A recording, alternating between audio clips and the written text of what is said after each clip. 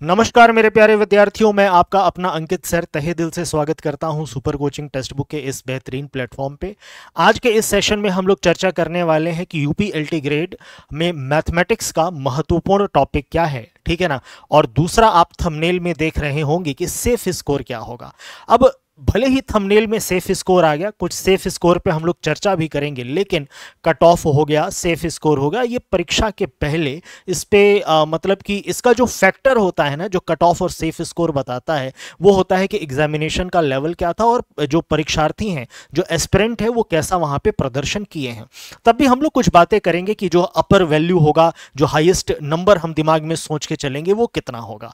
Clear. तो जुलाई में UP LT grade का वैकेंसी आया था और छात्रों को लग रहा था कि ठीक ठाक टाइम हमको मिल जाएगा तैयारी का, जैसा टीजीटी पीजीटी आपको चेहरा दिखा रहा था, ठीक है। लेकिन अचानक बीच में एक और सूचना आती है कि नहीं, ऐसा नहीं होगा।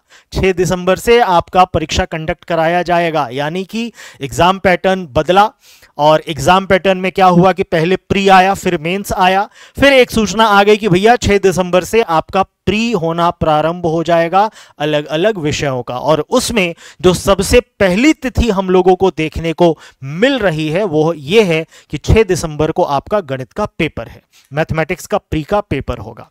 अब प्री यानी कि पहला पड़ाव जब आप पार करेंगे तब आप पहुंचेंगे मेंस में, जो कि आपका डिस्क्रिप्टिव होगा। अब प्री की रूपरेखा पहले हम लोग देखते हैं कि प्री क्या है, कैसा है और किस प्रकार से है। तो विद्यार्थी, ये जो मैं कटआउट लेके आया हूं, ये आपके नोटिफिकेशन में का ही कटआउट है कि किसी भी प्रकार का कोई भी डाउट आपको ना हो। तो यहां पे स्पष्ट लिखा गया है कि जो आपका प्री होगा उसमें एक प्रश्न पत्र रहेगा, ठीक है ना। उसमें टोटल जो क्वेश्चन होंगे वो 150 होंगे, टोटल 150 क्वेश्चन होंगे। एक क्वेश्चन जो होगा वो आपका 2 नंबर कंटेन करेगा, यानी कि टोटल नंबर कितने होंगे 300, और जो टाइम मिलेगा वो मात्र 2 घंटे का टाइम मिलेगा। इसका मतलब ये है कि हमारे पास समय है अंकित सर 120 मिनट। 120 मिनट में 150 सवाल करना है, जिसमें से 120 क्वेश्चन तो हमारा गणित का होगा, 30 क्वेश्चन हमारा जीके जीएस का होगा। अब बात ये आती है कि जीके जीएस में क्या पूछेगा, तो ध्यान दीजिएगा, ये जो एग्जामिनेशन है ये आयोग करा रहा है, यूपीपीसीएस करा रहा है। और आयोग ने जो इसके पहले परीक्षाएं कराई हैं, अगर आप ध्यान से देखोगे ना, तो वहां पे 2-3 जगह से प्रश्न ज्यादा पूछता है, ठीक है। अनुमानतः हम ये बात कर सकते हैं। पहला, जो क्लास 10th लेवल तक का, 6 to 10th लेवल के जो हमारे बेसिक साइंस होते हैं, वहां से क्वेश्चन आपका पूछता है पहला, ठीक है। और सिंपल क्वेश्चन, टफ नहीं, सिंपल, उतना कि जो एक जनरल विद्यार्थी को, एक जागरूक व्यक्ति को, जो पढ़ा लिखा विद्यार्थी है, जो पढ़ा लिखा व्यक्ति है, उसको उतनी जानकारी होनी चाहिए वो। उदाहरण के तौर पे कोशिका क्या होता है, ठीक है ना, इनके गुणधर्म के बारे में पूछ लेगा, माइटोकॉन्ड्रिया का प्रॉपर्टी, ये गुणधर्म पूछ लेगा, लाइसोसोम्स का गुणधर्म पूछ लेगा, इस प्रकार के प्रश्न पूछेगा, ठीक है ना। उसके बाद अगला जहां से सबसे ज्यादा प्रश्न पूछा जाता है वो आपका होता है करंट अफेयर, ठीक है। तो करंट अफेयर पे आपको विशेष ध्यान देना है। और तीसरा, यूपी स्पेशल, ठीक है ना। आप कोई भी एक किताब यूपी स्पेशल के ले लीजिएगा, उसकी कुछ जो महत्वपूर्ण बातें हैं आप उनको ध्यान में रखिएगा। बात समझ में आया? तो ये 30 क्वेश्चन आपका यहां से बनता है। जो भी पूछेगा सिंपल पूछेगा, स्टैटिक जीके और करंट को मिला के प्रश्न आपका 30 क्वेश्चंस में ये पूछ सकता है। अंडरस्टूड। उसके बाद आते हैं 120 क्वेश्चन में कि सर ये जो 120 क्वेश्चन आपका कंसर्न्ड सब्जेक्ट का होगा, इसमें क्या क्या पूछे जाएंगे, ठीक है। तो आज का जो ये सेशन है ना, ये इसी पे है कि हमारे इंपॉर्टेंट टॉपिक्स क्या हैं, ठीक है। हम लोग अब उस फेज में आ गए हैं कि जहां पे अगर हम 6 दिसंबर परीक्षा का तिथि मान लें तो मुश्किल से हमारे पास 40-45 दिन बचे हुए हैं। और ये 40-45 दिन आपको रिगरस स्टडी करना है, क्योंकि अब ये जो समय बीत गया विद्यार्थी फिर से वापस आने वाला नहीं है। बात समझ में आया? तो जो कुछ विशेष बातें आज के सेशन में हम बताएंगे उनका पालन करिएगा, उनको फॉलो करिएगा और अपनी जीत आप सुनिश्चित करिएगा। सबसे पहले मैं ले चलता हूं आपको सिलेबस पे। उसके पहले एक बात मैं और बता दूं कि जो आपका प्री होगा ना, वहां पे नेगेटिव मार्किंग भी आपका होता है, ठीक है। नेगेटिव मार्किंग है, टीजीटी पीजीटी में नेगेटिव मार्किंग नहीं होता, लेकिन एलटी ग्रेड के प्री में आपका नेगेटिव मार्किंग है, इस बात का ध्यान दीजिएगा। अंडरस्टूड। चलिए अब हम चलते हैं सिलेबस पे। ये हमारा सिलेबस है, हिंदी और इंग्लिश दोनों भाषाओं में है। अगर आप इस सिलेबस को ध्यान से देख पा रहे हो, जब भी हम नया टॉपिक को स्टार्ट करते हैं ना, आपको याद होगा तो सबसे पहले मैं आपको सिलेबस से ही अवगत कराता हूं कि एक बार सिलेबस को ध्यान से देखिए और सिलेबस के अकॉर्डिंग ही आप अपनी पढ़ाई चालू रखें। सिलेबस को अगर ध्यान से देखोगे ना तो टोटल इस सिलेबस में बच्चों हमारे पास जो है वो 8 टॉपिक हैं। 8 टॉपिक में क्या क्या है? सबसे पहले है हमारा अलजेब्रा, बीजगणित, real analysis, vector analysis, complex analysis, calculus, geometry, statics and probability, और लास्ट में आपका जो दिया है वो क्लास 10th लेवल का दिया हुआ है। क्लास 10th लेवल में क्या क्या है बच्चों? संख्या पद्धति है, बेसिक थ्योरम ऑफ अलजेब्रा है, ट्रायंगल थ्योरम है, क्वाड्रेटिक इक्वेशन है, ट्रिग्नोमेट्री है, कोऑर्डिनेट ज्योमेट्री है, फील्ड मेजरमेंट है। मतलब कि अगर आप इसको ध्यान से देखिए ना तो यहां पे 3 भाग आपको दिख रहा है। इस आपका एक secondary level, senior secondary level और आपका ग्रेजुएशन लेवल। और जितना भी यहां पे आप टॉपिक देख रहे हो ना विद्यार्थी, जितने भी टॉपिक आपके हैं ये सब सेकेंडरी, सीनियर सेकेंडरी और ग्रेजुएशन के मिक्स हैं। जैसे अगर हम अलजेब्रा की बात करें तो इसमें मोर देन 50% भाग जो है आपका सेकेंडरी का है, सीनियर सेकेंडरी का है, सॉरी 11th 12th का, और थोड़ा सा भाग 40% आप मान सकते हैं ग्रेजुएशन का है। क्लियर? सेम उसी प्रकार से रियल एनालिसिस कंप्लीट ग्रेजुएशन का है। वेक्टर एनालिसिस, यहां पे क्या? वेक्टर एनालिसिस में 2 भाग, सबसे पहले वेक्टर अलजेब्रा और उसके बाद वेक्टर एनालिसिस। वेक्टर अलजेब्रा 60% भाग, ठीक है, या 70% मान के चलिए, और 40% जो है ना वो आपका क्या है? ये ग्रेजुएशन का भाग है, जिसके अंतर्गत हम लोग डाइवर्जेंस, ग्रेडियंट और कर्ल पढ़ते हैं। ठीक है, उसके बाद है आपका कॉम्प्लेक्स एनालिसिस, ग्रेजुएशन का है। कैलकुलस को अगर ध्यान से देखोगे ना तो कैलकुलस में 80% जो है वो आपका सीनियर सेकेंडरी लेवल का है। 20% जो आपका भाग है, जैसे आपका limit, continuity, differentiability of 2 variable. अब यहां पे जो प्रश्न आपका बनेगा ना विद्यार्थी, ये आपका डिस्क्रिप्टिव के लिए ज्यादा महत्वपूर्ण है। ठीक है, आपका ये अगला आपका हो गया length of a curve, surface area and volume of solid revolution. ठीक है, ये आपका प्री और मेंस दोनों के लिए इंपॉर्टेंट, ध्यान दीजिए, फिर मैं इंपॉर्टेंट टॉपिक्स आपको बताऊंगा। ठीक है, देन है आपका ज्योमेट्री। ज्योमेट्री में कंप्लीट आपका ग्रेजुएशन और स्कूल लेवल दोनों आपका मिक्स है। स्कूल लेवल का मतलब 11th 12th। ठीक है, स्टेट प्रोबेबिलिटी कंप्लीट आपका सीनियर सेकेंडरी लेवल है, 11th 12th लेवल है। अब बात ये आती है कि इंपॉर्टेंट टॉपिक की हम गणना किस प्रकार से करें। देखो, ये जो पेपर है ना विद्यार्थी, ध्यान दीजिएगा, 2018 के बाद इस बार हो रहा है, और इस बार ये जो पेपर है वो आयोग करा रहा है। सबसे पहले आयोग के नेचर को समझिए। अभी 12 अक्टूबर को आपका यूपीपीसीएस का पेपर हुआ है। अगर आप यूपीपीसीएस का पेपर देखेंगे ना तो वहां पे जितने भी प्रश्न पूछे गए हैं वहां पे सभी प्रश्न कॉन्सेप्चुअल पूछे गए थे। ठीक है, इसका मतलब यह है कि आयोग का जो नेचर है ना वो कॉन्सेप्चुअल पूछने का है इन प्री। ठीक है, अगर वो जो भी खेल करता है, मतलब टेढ़े सवाल, ट्विस्टेड सवाल, वो आपके मेंस में आते हैं। बात समझ में आया? तो सबसे पहले तो ये ध्यान में रखना है कि कॉन्सेप्ट क्लियर स्टडी आपको करना है। कॉन्सेप्ट क्लियर स्टडी के साथ जितना ज्यादा मॉक दे पाए, topic wise mock, mix mock, उतना आपको मॉक देना है। ठीक है, और अगर हम इंपॉर्टेंट टॉपिक की बात करें, सबसे पहले अगर आपका अभी तक 60 से 70% सिलेबस कंप्लीट हो चुका है तो आपको फोकस रखना है कि 100% सिलेबस का कम से कम थ्योरी पे कमांड आप बहुत अच्छी बना लीजिए।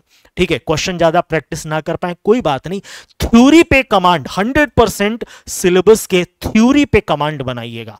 ठीक है, थ्योरी का मतलब क्या? प्रॉपर्टीज, ठीक है, गुणधर्म जिसको बोला जाता है, परिभाषा, इंपॉर्टेंट थ्योरम्स, इंपॉर्टेंट रिजल्ट, ये जो होता है इस पे पकड़ बनाओ, क्योंकि यहां से प्रश्न बनने के चांसेस आपके ज्यादा होते हैं। बात समझ में आया? कभी भी ऐसा परीक्षा जहां पे समय कम, ठीक है, क्वेश्चन की संख्या ज्यादा, वहां पे प्रश्न कठिन नहीं पूछता, कॉन्सेप्चुअल पूछता है। तो सबसे पहली चीज कि जितने विद्यार्थी मेरा जो वीडियो देख रहे हैं, अगर वो उस फेज में हैं कि मिनिमम उनका 70% सिलेबस कंप्लीट हो चुका है, तो अभी वो टारगेट रखेंगे कि हमको 100% पे जाना है। ठीक है, अगर आपको इस चीज का भय लग रहा है कि सर प्रैक्टिस ज्यादा से ज्यादा नहीं कर पाएंगे, कोई बात नहीं, कॉन्सेप्चुअल कॉन्सेप्ट की क्लियरिटी रखिएगा। थ्योरम्स, रिजल्ट, प्रॉपर्टी, डेफिनेशन, इन पे पकड़ अच्छी बनाइएगा। बात समझ में आ रहा है? क्लियर। और जो वन लाइनर क्वेश्चंस होते हैं इन पे प्रैक्टिस आप ज्यादा करना। मैं जल्द ही यूट्यूब पे प्रैक्टिस स्टार्ट करूंगा, पेड पे भी हमारे प्रैक्टिस होंगे, तो बहुत अच्छे से मेरे तरफ से आपको इसमें मदद आपको मिलेगी। अगर हम इंपॉर्टेंट टॉपिक की बात करें ना विद्यार्थी की, इंपॉर्टेंट टॉपिक अंकित सर इसमें कौन सा है, तो सबसे पहले आता है एलजेब्रा। एलजेब्रा में देखो कितने अच्छे अच्छे टॉपिक हैं। थ्योरी ऑफ इक्वेशन, जिसमें हम लोग मान के चलिए कि कंप्लीट पॉलिनोमियल पढ़ लेते हैं, ठीक है, cubic equation, biquadratic equation, हर एक चीज पढ़ लेते हैं। उसके बाद है एपीजीपी एचपी, डायरेक्ट सवाल इससे पूछता है बाबू, बहुत इंपॉर्टेंट है। देन है आपका बाइनोमियल थ्योरम, एक दो क्वेश्चन श्योर इससे आता है। Exponential log series, log expo series और लॉग सीरीज, आगे जितने भी आप टॉपिक पढ़ोगे, लिमिट हो गया या आगे जितने भी टॉपिक आप पढ़ोगे, हर जगह इनका प्रयोग होता है और डायरेक्ट क्वेश्चन भी इनसे पूछे जाते हैं। Set relation function, conceptual question पूछेगा, ठीक है। उसके बाद है आपका ग्रुप थ्योरी, ठीक है। ग्रुप थ्योरी के बाद है आपका matrix and determinant. Group theory, matrix, determinant, ये सभी बहुत ज्यादा इंपॉर्टेंट हैं। तो अगर हम पहले टॉपिक को देखें एलजेब्रा, तो कंप्लीट एलजेब्रा में इतनी ताकत है कि 40% वो सवाल अपने अंदर कंटेन करता है। 40% आपका जो क्वेश्चन पूछ सकता है वो कंप्लीट एलजेब्रा से आपका पूछ सकता है। क्लियर। उसके बाद अगला हमारा इंपॉर्टेंट टॉपिक क्या होगा? नेक्स्ट इंपॉर्टेंट टॉपिक कैलकुलस, ठीक है। अगर कैलकुलस को तुम ध्यान से देखो तो सबसे पहले डिफरेंशियल, देन इंटीग्रल, फिर उसी में थोड़ा सा आपका ग्रेजुएशन बेस्ड। कंप्लीट ये कैलकुलस आपका बहुत ज्यादा इंपॉर्टेंट है। अगर इसके वेटेज की हम बात करें तो मान के चलिए कि ये आपका 15 से 20% वेटेज इनका है। यहां से भी अच्छे क्वेश्चंस आपके फ्रेम हो सकते हैं। अगला है हमारा ज्योमेट्री। ज्योमेट्री भी मान के चले कि अगर फर्स्ट प्रायोरिटी हमारा कौन होगा बच्चों? एलजेब्रा। बहुत अच्छी पकड़ आपको कंप्लीट एलजेब्रा पे बनानी है। अगला जो आपका फेज आएगा कैलकुलस, ठीक है। कैलकुलस से भी मान के चले कि 15 से 20% सवाल आपके पूछे जा सकते हैं 120 में। बात समझ में आया? उसके बाद अगला जो आपका होगा वो होगा ज्योमेट्री, ठीक है। ज्योमेट्री में स्ट्रेट फॉरवर्ड क्वेश्चन होता है, वन लाइनर क्वेश्चन बनने के चांसेस यहां पे ज्यादा होते हैं और इसकी सुंदरता इतनी होती है कि अगर आपका कॉन्सेप्ट क्लियर है तो बड़े अच्छे से क्वेश्चन को आप कर लेंगे। तो तीसरा जो इंपॉर्टेंट आपका टॉपिक है वो है आपका कंप्लीट ज्योमेट्री। मैं ऐसे प्रायोरिटी सेट कर रहा हूं, वही चीज दिमाग में आपको रखना है। उसके बाद आपका वेक्टर का एनालिसिस। वेक्टर एनालिसिस में ये वेक्टर का एलजेब्रा, ठीक है ना, और वेक्टर कैलकुलस, ये दोनों इंपॉर्टेंट है। तो आपका जो फोर्थ आता है वो है आपका वेक्टर एनालिसिस। देन है आपका कॉम्प्लेक्स एनालिसिस, ठीक है। कॉम्प्लेक्स एनालिसिस भी सिंपल टॉपिक है। कॉम्प्लेक्स नंबर अगर आप समझे हैं तो इनका जो ग्रेजुएशन का पार्ट है वो आपको बहुत अच्छे से समझ में आएगा। ये भी अपने अंदर इतनी क्षमता रखता है कि 5 से 6 क्वेश्चन अच्छे खासे फ्रेम कर सकता है। लेकिन मैं फिर से आपको बता दूं, ये पेपर जो हो है विद्यार्थी, ये पेपर आपका 2018 के बाद और आयोग द्वारा करवाया जा रहा है। तो कुछ भी कहना कि ये इंपॉर्टेंट है, ये इंपॉर्टेंट नहीं है, वो उतना सही नहीं होता। इसलिए हम लोग अनुमानतः बताते हैं कि अनुमानतः ये महत्वपूर्ण है। बात समझ में आया? ठीक है। आप इसके लिए मदद ले सकते हैं कि इनका सिलेबस अगर जैसे मान लो कि हमारा केवीएस की तरह है, एक उदाहरण हम दे रहे हैं, ठीक है। तो केवीएस में अगर कॉम्प्लेक्स एनालिसिस है तो वहां पे कैसे क्वेश्चन पूछा है, ठीक है। ये हमारे पीजीटी में सेम सिलेबस आपका है, देख लेना है कि वहां से कैसे को सेम सिलेबस मतलब कि वहां पे ग्रेजुएशन नहीं पूछता है, सीनियर सेकेंडरी का पूछते हैं। तो वहां पे जो क्वेश्चन पूछा कैसे पूछा, इसीलिए मैंने आप सभी बच्चों को एक किताब रिकमेंड की थी जहां पे मिक्स टीजीटी पीजीटी पूछता है और उससे आपको सॉल्व करना है, ठीक है। तो सबसे पहले अलजेब्रा पे पकड़ बनाइए, कैलकुलस पे पकड़ बनाइए, ज्योमेट्री पे पकड़ बनाइए, वेक्टर एनालिसिस पे पकड़ बनाइए, और उसके बाद आपका रियल एनालिसिस आता है। ये भी मतलब मान के चलें कि 10 से 15% वेटेज इनका भी है।